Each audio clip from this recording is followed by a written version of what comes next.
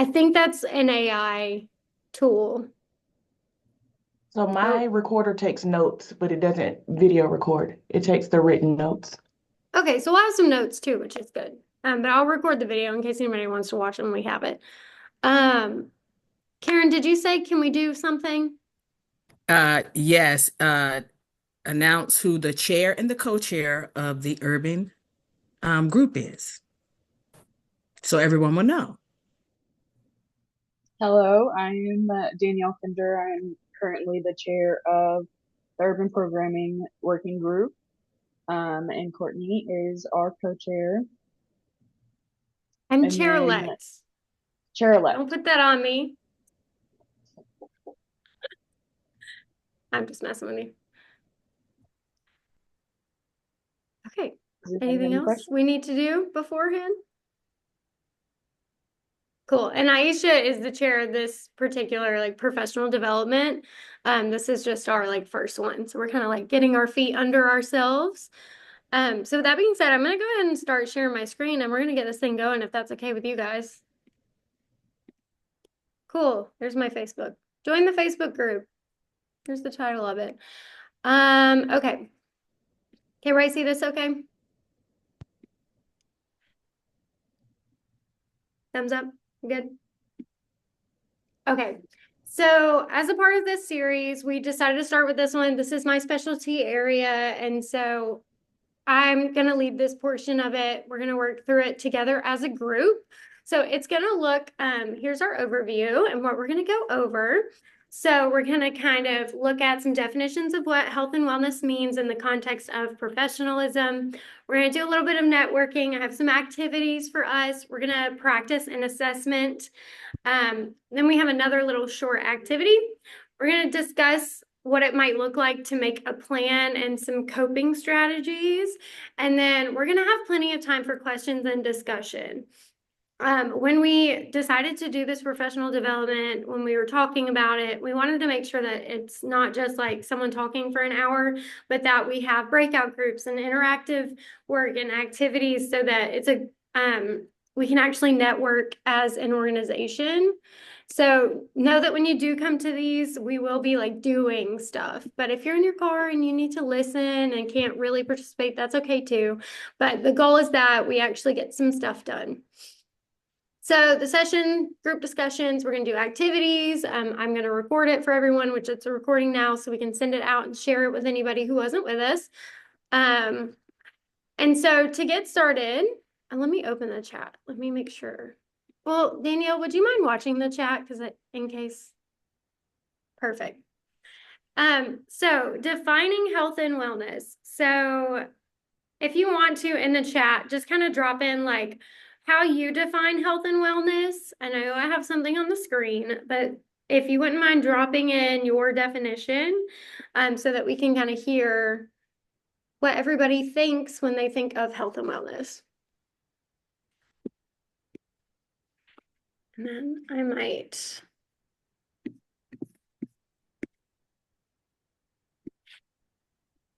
I will read them out as they come in. Perfect. Go ahead and drop it in there. It doesn't have to be long, just a couple of words.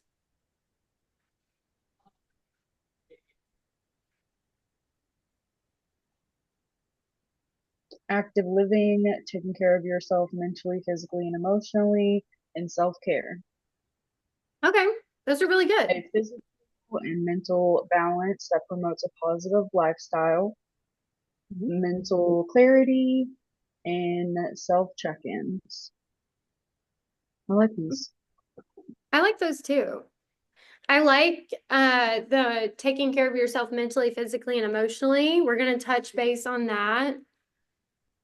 Work-life balance is a really important one. Does anybody else's institution encourage work-life integration? Has anybody heard that? Well, UGA tells us that our work and our real personal lives should be integrated together, which is their way of saying you should just work all the time. Yeah, it's a whole thing. So, yeah, but I think you guys understand what we're getting at. So, work life balance as a professional, talking about how we can have a holistic approach to our health and wellness. So just like Karen said, it's not just physical, it's not just exercise and nutrition. It has much more to do with our physical, much more to do with the other areas of our life outside of physical health, emotional health, social health, spiritual, environmental.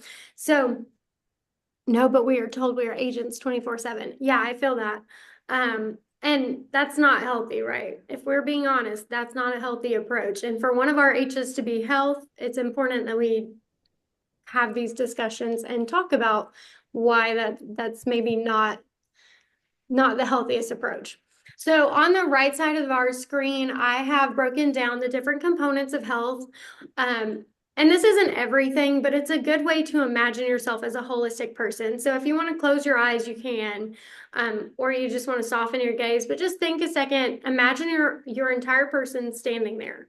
Your physical health might be what we see, but there's much more going on. So you have your emotional health, mental well-being, how are we handling our stress management? Positive relationships also ties into social health. Having that social structural support, we know, is demonstrated over and over again in research studies, is a major contributing factor to chronic disease. Spiritual health, making sure that you're doing something, whether that's you go to church or you don't, you have your beliefs and you are living by your beliefs. And then environmental health, not just environmental as in sustainable practices for a healthier planet. That's what I have on here. And that is part of it, right? That we are living in a planet that's safe for us, but it's also what's your surrounding. So are you going outside? Are you, maybe if you're not going outside and you're not a big outdoors person, what does your inside feel like? But are you connecting to nature? And I think as 4-H agents, we definitely, and educators, we definitely value environment a lot more maybe than some other professions. But just think about that holistic viewpoint. All right, so now we're gonna do some networking because remember I said I wasn't gonna talk at y'all the whole time. So we're gonna do some breakout groups. Okay, I see you, Aisha. Okay, cool. So breakout groups, vitamin D, absolutely, Karen, for sure. So breakout groups, we are going to do some introductions, share your location, university. We're going to have someone to record, take notes, jot down something, type it on your phone, whatever. We're going to answer the discussion prompts as a group, and then we're going to determine what the group sees as the major stressors that we face. So I'm going to go over all this again and put it in the chat, but I'm going to stop my screen for this activity so that we can do it together. So in your hello, how do I do that? In your breakout groups, I'm going to put your instructions in the chat. We're going to network, we're going to share the information, somebody's going to jot down some notes, and we're going to answer the discussion prompts as a group, and I'm going to put those in the chat as well. And then we're going to come back together. So we'll have a good 7 to 8 minutes for y'all to talk. And then let's see, there are 12 people in here. So let's do groups of 3. Does that sound like a good number for y'all? Thumbs up. We okay with that? All right.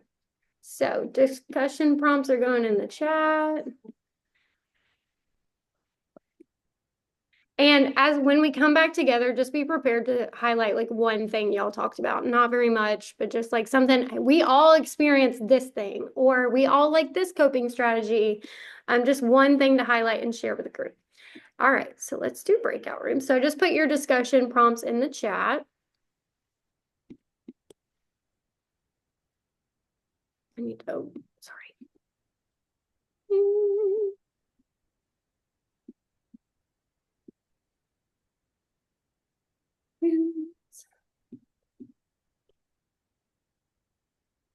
All right, here we go.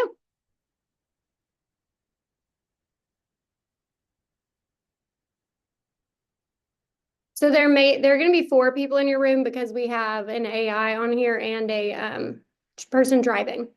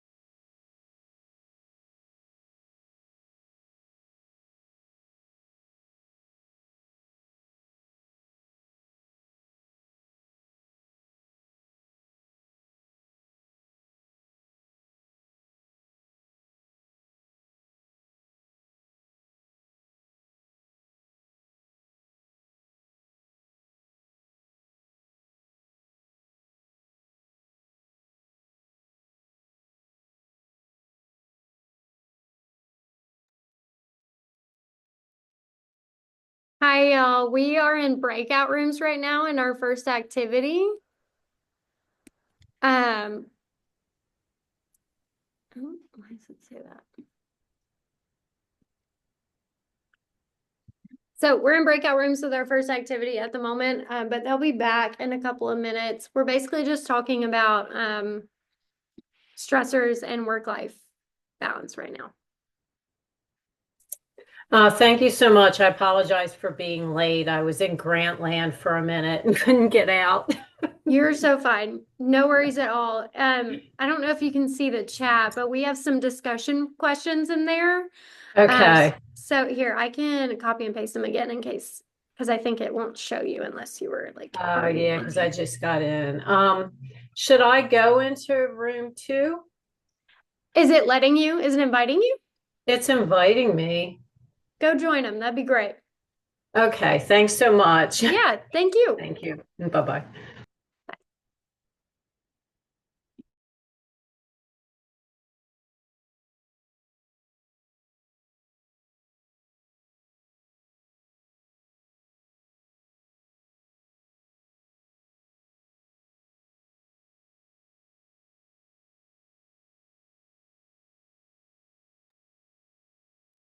Okay, sorry, I'm gonna do the weird thing where I talk into no one.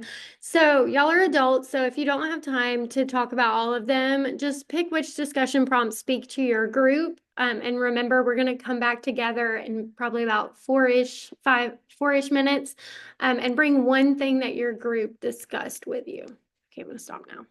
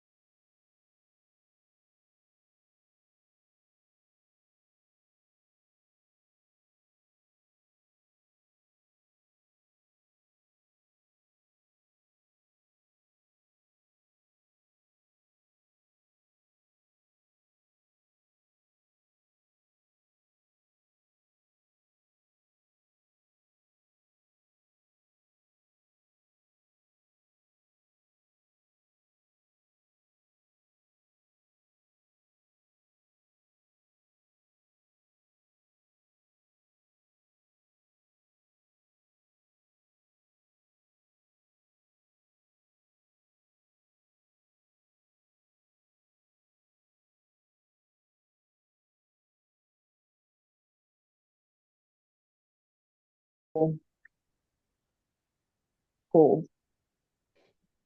hold to answer. You guys want to tackle so we've identified some of these things. Obviously, we have to do something to manage them, whether we're successful at it or not, or if we feel like every day is a yay. So I don't know, is there something that you have done to accommodate for these things that stress us so much or that make our job a challenge? I know one of the things stuff going back, like recently someone told me that we didn't do enough tabling events. I'm like, well, that's not my job. Like no one, why would I do that? And then I had to go back and I did go to staff and say, how many tabling events did we do last year? Even though I don't like to do tabling events, we did 40. Like this is just to look back. So I was like, look, we don't do them, but we did 40. And this is with me saying no most of the time. So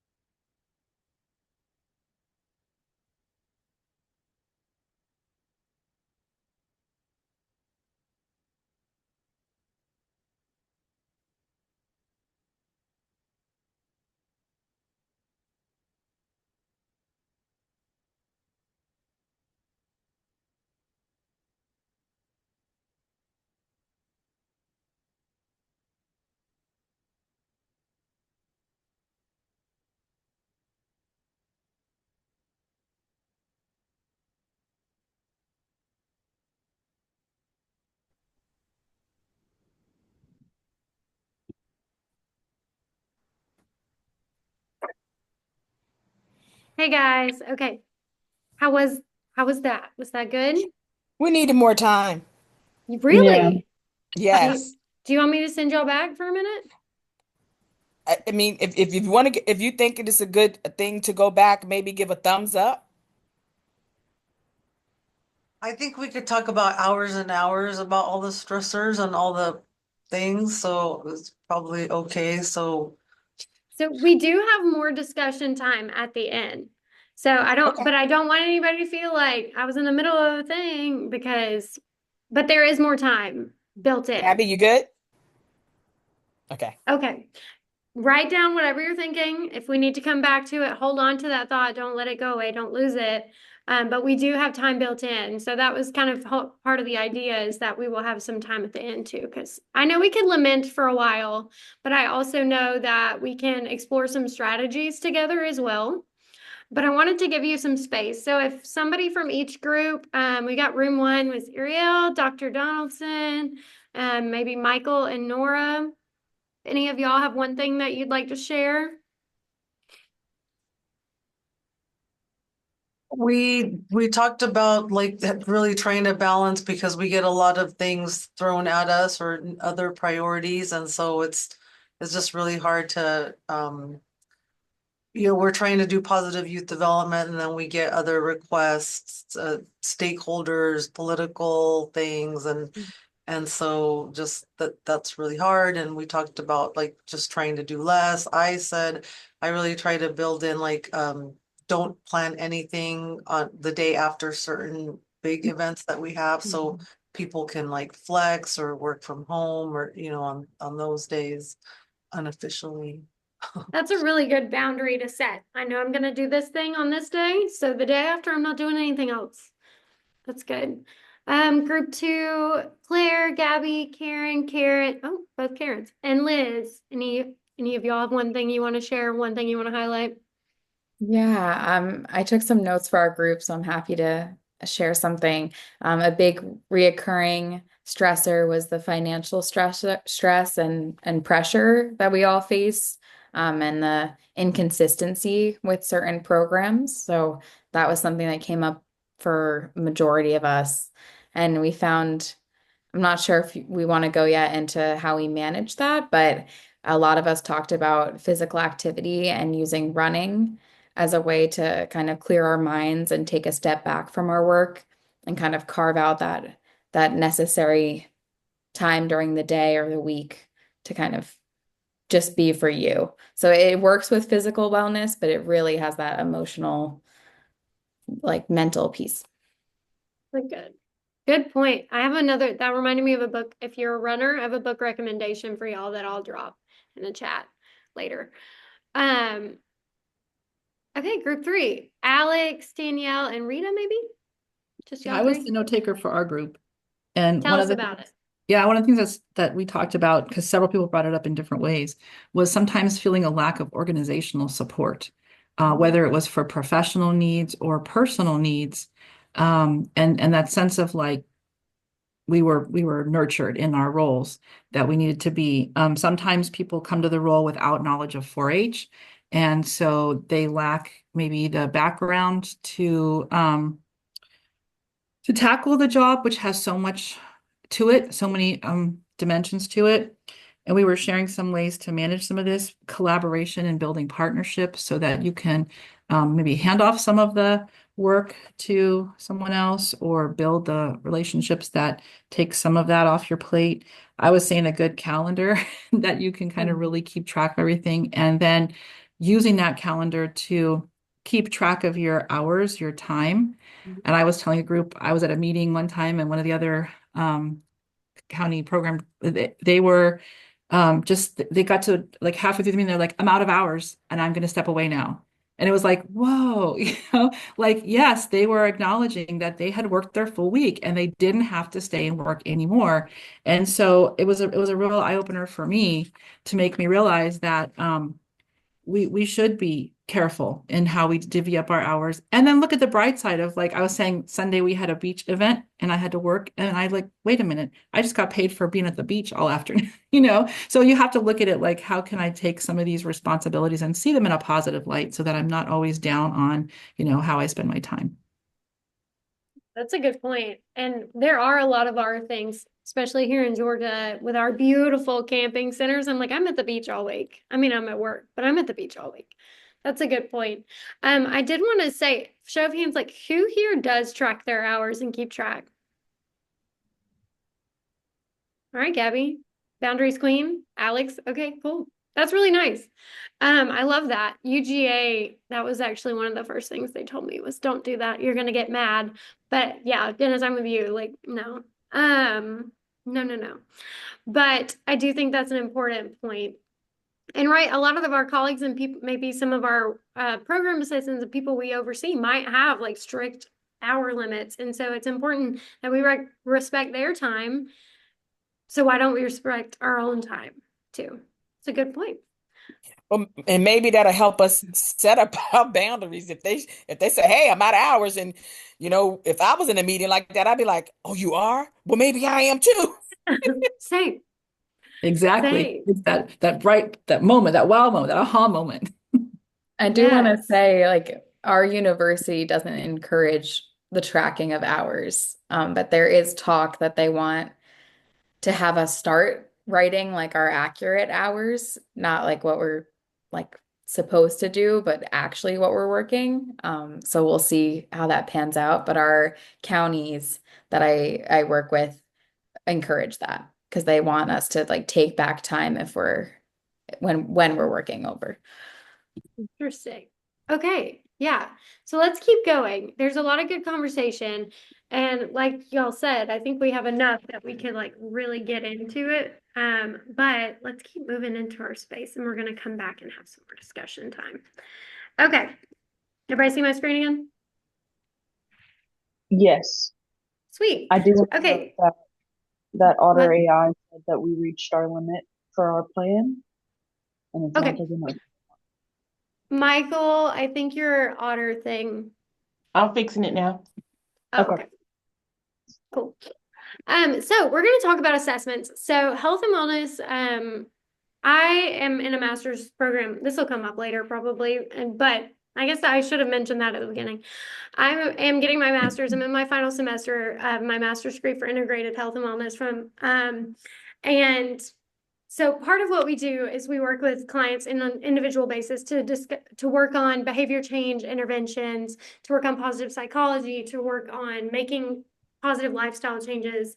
And so a big thing that I use with a lot of clients is assessments. So assessments are something that sounds like it's a test or a quiz or whatever, but it's really just a check-in with yourself. So somebody earlier in the chat, I think, mentioned self-check-ins. So that's kind of what we're doing in this space. So I've listed some benefits. Some people are pro assessment. Some people try it. They realize it's not for them. And then they decide they don't ever want to do that again. And that is fine too. But we're going to practice and do one today. So the point of assessments, we're going to identify some needs. And those could be places for us to find targeted interventions. We are going to enhance our awareness around what our physical experience is. We're going to look at some measurable outcomes. And so this one is more so for checkbox style assessments. That's not the type I decided to do today. Informed decision making, hopefully you'll learn something that can help you make better decisions, increase productivity, and then customization. So this last one, customization, is where I primarily use them for clients, is to get to know ourselves in a different way, and then to tailor our needs through planning. So if you have a sheet of paper, a notebook, an iPad, something, a sticky note, I just want you to draw this on your paper. So you're going to draw a wheel. You're going to draw the wellness wheel, essentially, is what we call it. And then you're going to kind of subdivide it into those little slices. So we have 1, 2, 3, 4, 5, 6, 7, 8 slices of pizza or cake or pie or whatever you want it to be. Speaking of health and wellness, cake and pie. And then we're going to label each of those sections.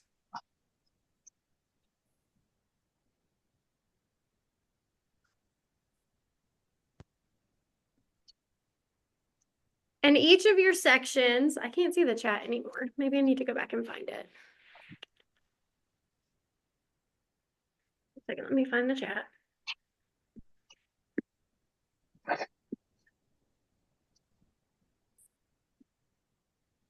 You're going to lay connection issues. We have 13 minutes. Oh, wow, Karen.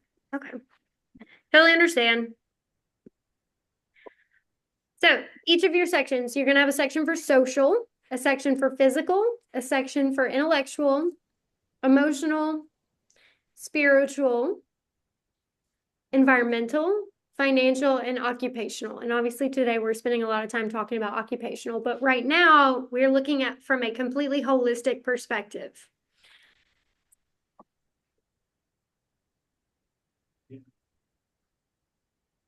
Give me a thumbs up or tell me in the chat or something. Are we ready? Are y'all still drawing? I don't know how much time this takes. Okay, I see some thumbs up. And you can also just listen along if you're in a space where you can't do this. So let me pull up my document for the questions. All right, so here are your questions. I'm going to read them out loud to you as we go down section by section. And if you didn't label them in time, that's fine. I will say each section as we go. So again, circle, we're picking a slice of the pie, and then you're going to color into the level that you feel like you're achieving. So for example, physical wellness, ask yourself, do I get enough sleep? Do I engage in regular physical activity that I enjoy? Am I fueling my body with enough nutritious foods and staying hydrated? Do I listen to my body's needs? And do I manage stress in ways that support my physical health? So ask yourself these questions and color into the level that you think you are. So if you think I'm knocking physical wellness out of the park, I get 8 hours of sleep, I eat enough food and it's nutritious, whole food, I'm getting micronutrients and macronutrients, I'm getting my vitamin D, I'm going outside, I'm exercising, I'm doing all of those things, then you're going to color it all the way to the top. If you think I'm doing okay, like I'm not doing great, but I'm all right, so maybe then you color it to the halfway point. Or anywhere in between. And if you want, you can do different colored pins for each section. When I do it with clients, sometimes I do that. Depending on if you're a visual learner and you like that, feel free. So just take a second, reflect.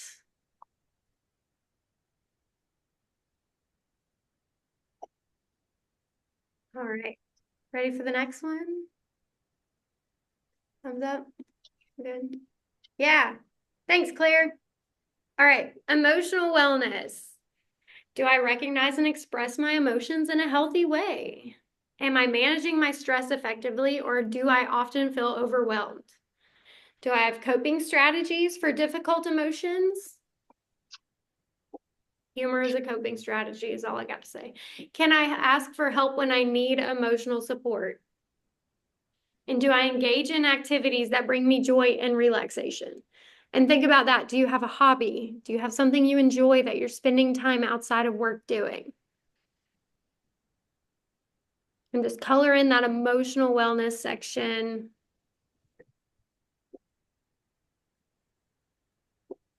No problem, Karen. I think she might have hopped off. She was in the chat. And I can always share this document with y'all too if we decide that we want more time to look at it. All right, next one, social wellness. Do you feel connected to a supportive community, friends, families, your coworkers? Am I nurturing meaningful relationships? So am I spending time with those people I love? Do I set healthy boundaries? Do I have people I trust and can talk to? And am I engaged in social activities that align with my values?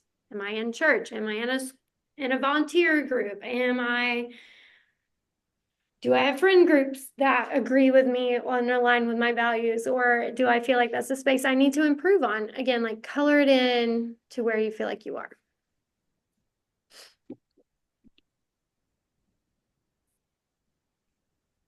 And we might be a little out of order.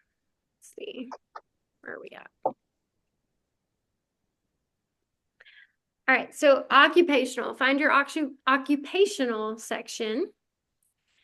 Do I feel purpose in my work? This is the one that we're going to talk about next. So really think about it.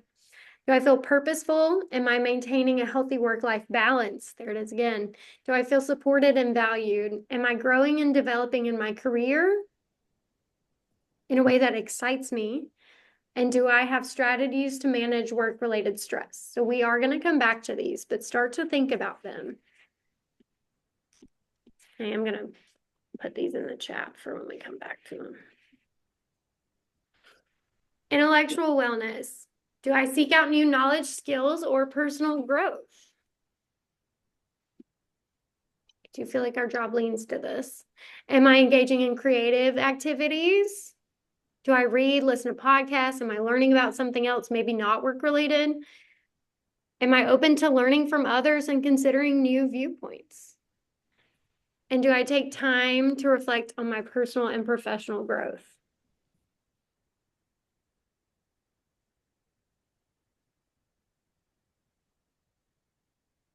Spiritual wellness. So again, this doesn't have to be religious. It can be if you want it to be. But do I feel connected to a greater purpose or a sense of meaning? Am I living in alignment with my values and beliefs? Do I engage in activities that nourish my spirit? Maybe that's meditation, maybe that's praying, maybe that's church, maybe that's mindfulness, maybe that's going outside, forest bathing. Do I take time for self-reflection and inner peace? And am I able to find hope and resilience during challenging times? If there's anything 4-H agents are, it's we're resilient. Well, I gotta ask, what is forest bathing?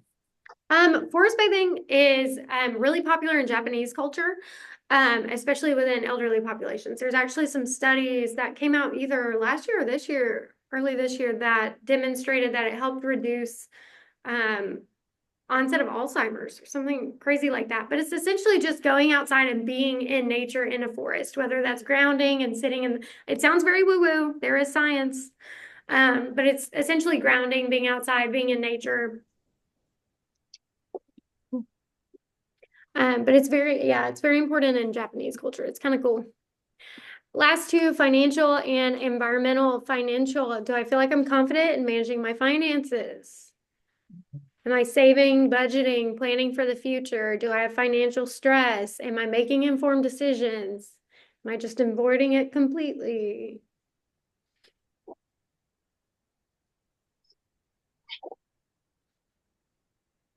And the last one is environmental wellness. So this is, again, both types of environment. So there's the environment that we refer to as the planet, and there's the environment of around us. So does my environment at home, my work, support my wellness? Do I take steps to minimize environmental stressors, clutter, toxins, chemicals, noise, even? Am I mindful about my impact? This is on the environment, so the greater environment in my community. Am I spending time in nature? And am I creating a space at home or work that feels safe, comfortable, and energizing? And if you want to, in the chat, you can drop in which area surprised you most, maybe what area are you doing really well in, or what area do you want to focus on? It says this month, I work with clients in a coaching capacity. So that's part of why you'll see this, but we do like weekly and monthly check-ins, but yours doesn't have to be what do you want to focus on this month. It can be what do you want to focus on moving forward.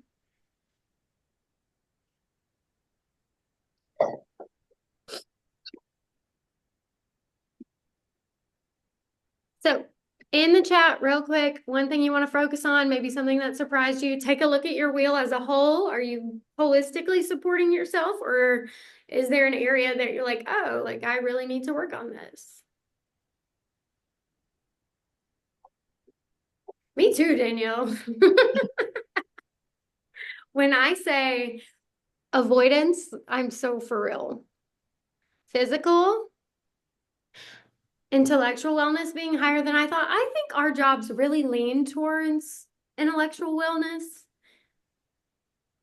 You know, I don't know about y'all, but we get all of the research studies in our email and all the talks that we can go to. And I like to pull them up on Zoom and just listen to people talk. I feel like I get to learn a lot that I didn't mean to know. Cool. Well, I want to make sure we have enough time, but keep your wellness wheel, reflect on it, go back to it tonight before bed. Take in more environmental and physical work in my, bake in more environmental and physical in my work breaks. That's such a good point. There's a rule of thumb that I have that like every 10 minutes I have to get up. And if that's get up and go outside because I can and it's pretty outside, then do it. And if it's get up and do some squats because my hip flexors have been sitting in the same position for hours, then, you know, that's a really good one.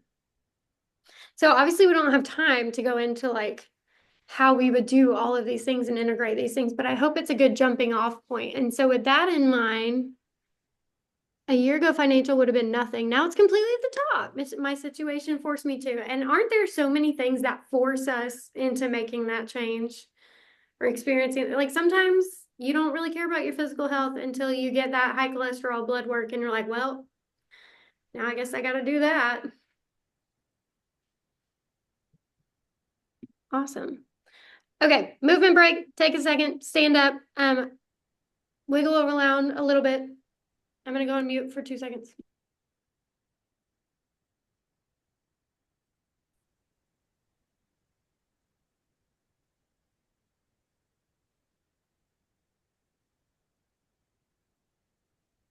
I was going to have us do this really lame thing where I make you do like different little stretches, But for the sake of time, I won't put you through that, but just know I have some stretches and you're welcome to do them if you want. Wiggle around, trunk twists might feel good. Head rolls might feel good. Shoulder rolls. Okay, now I'm like, we need to take a yoga class right now. Okay, so resources. So, in the chat, I put in these questions. So I'm going to put us into the let's see. I'm going to put us into the breakout rooms again, and it's going to be you're going to have one question out of these to answer. So hold on. Let me stop sharing so I can go to the breakouts. Breakout rooms. Okay, so room 1, your question is going to be the first one. Do I feel fulfilled and purposeful in my work? And expand that. If the answer is no, why? What does that mean? Room 2, Claire, Gabby, Karen, Liz, y'all have, am I maintaining a healthy work-life balance? And if the answer is no, why? And how can we change that? Room 3, I'm going to move, Liz, I'm going to move you to room 3 to make them more balanced. Y'all have, do I feel supported and valued in my professional environment? And then everybody, if you have time, do I have strategies to manage? Everybody know what question they have? All right, let's go.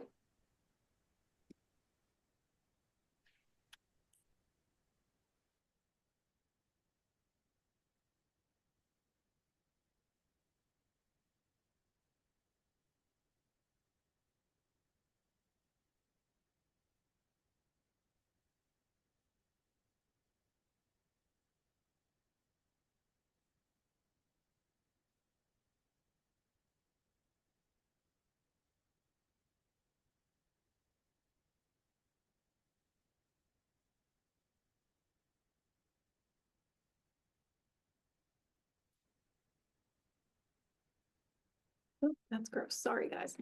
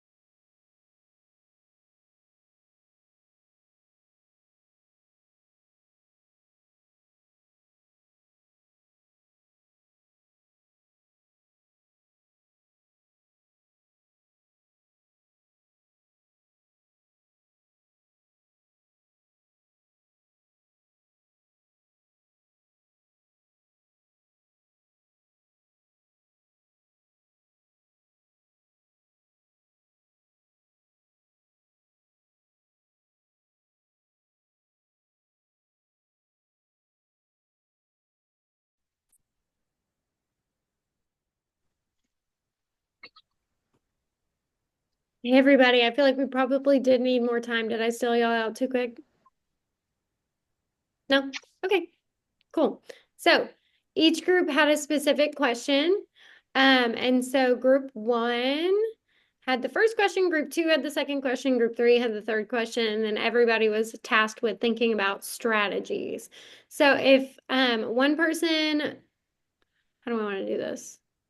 I'm trying to be respectful of everybody's time. So if you, let's just drop in the chat. Yeah, totally fair, Claire.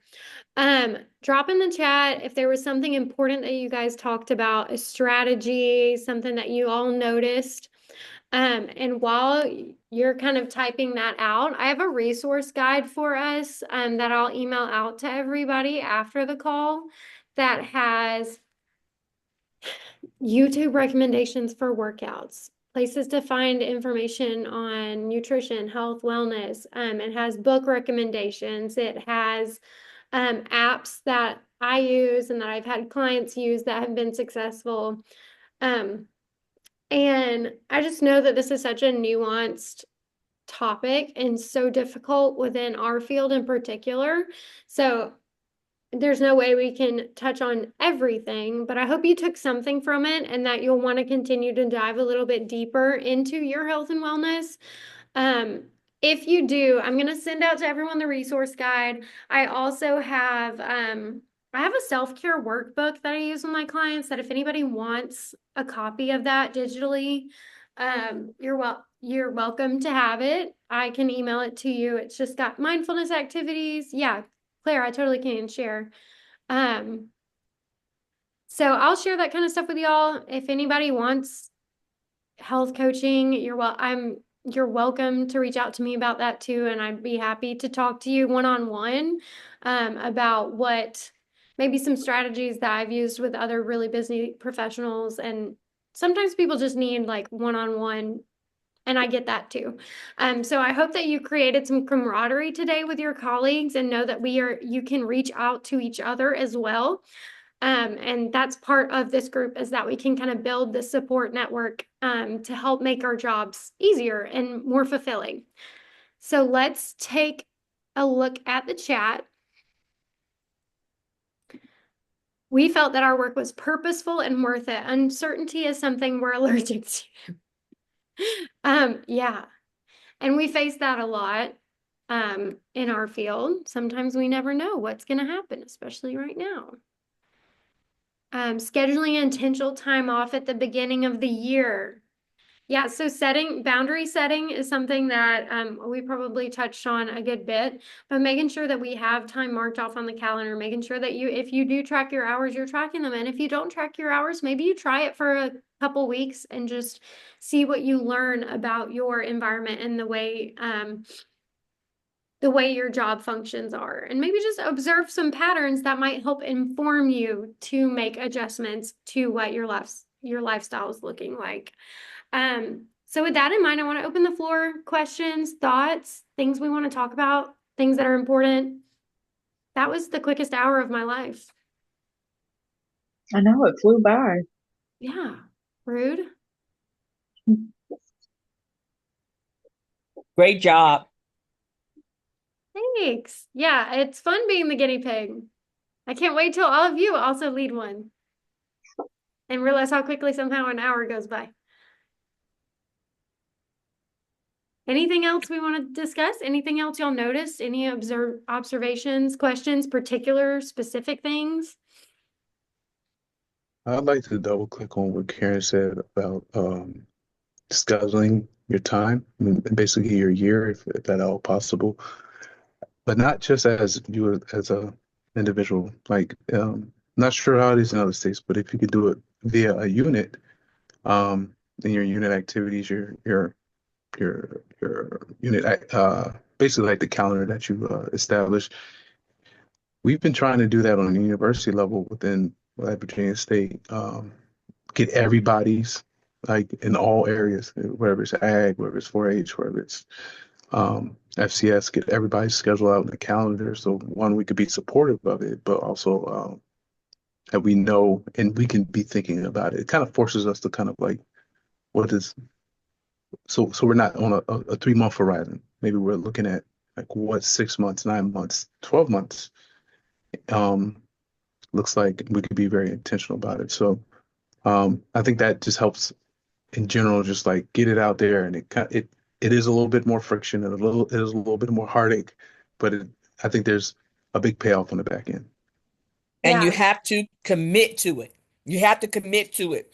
Do not relinquish that time. Once you set that time, do not relinquish that time. Everything's going to always come up. I shared with my group, I'm 29 years in. For 15 years, I felt like I was on the rat race, on that little wheel, the gerbil wheel, and just going. I've always been a vocal person. So and I'm sure of myself without a shadow of a doubt. But I would always overschedule myself and not leave time for my family.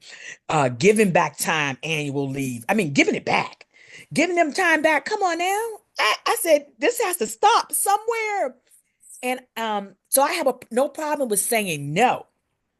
Now, if anybody knows me, that I'm very vocal and very passionate, but you probably say, well, no, she don't have a problem saying no. Oh no, for 15 years I did. Tells me no all 15 the years I time. did because I felt like I didn't want to let my colleagues down. I wanted to make sure I was there to help. I wanted to make sure I wasn't missing out on anything. No good opportunities to. So if you're early on in your career or if you're late on in your career, beginning to examine, because this is what can build stress. This is a stress builder for us and this is just coming from wisdom and being a veteran 4-H youth development professional. And also what Dennis said, I'm also the unit, director of my office. So I make sure that the staff takes the time that they need to take as well. So that's self-care. But I'm telling you, learn how to say no in a polite way. Unfortunately, I can't help. Also know when you reach your level on a project that you needed to step back and and you working with partners. So there should be respect that, hey, I need to take a step back next month. I'm not going to be on the meeting. I'm not going to be available.